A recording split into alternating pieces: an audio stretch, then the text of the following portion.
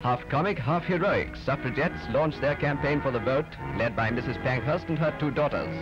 They were the women who fought and faced violence to win the right to vote, not just for themselves, but for generations to come. Men asked what would this come to. Women would be smoking next. Emmeline Pankhurst died in 1928, shortly after women were granted equal voting rights to men. So what would she think of recent statistics? That the number of women voters is falling, and at the last general election, more than 9 million women didn't use their vote.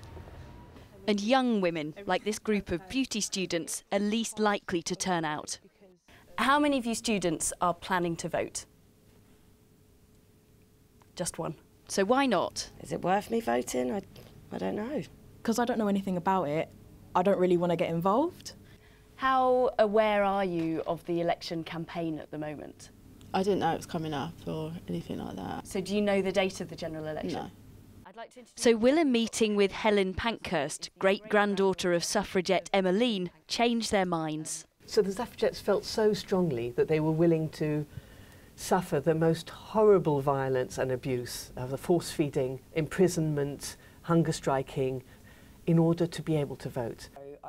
The history lesson struck a chord and the debate grew more lively.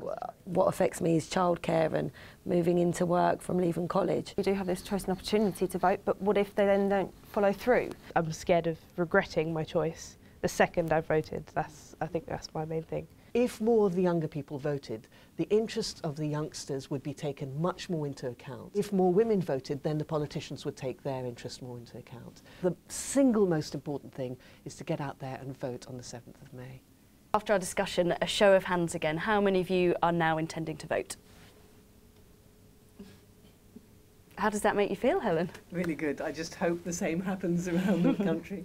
The more talking about it, the more discussion about it, it becomes more like it is relevant to kind of what we go through in day-to-day life. Instead of keeping me on the fence, it's kind of pushed me towards voting more. I suppose I feel like my opinion counts a little bit more, and especially with everything that they went through, it'd be rude not to.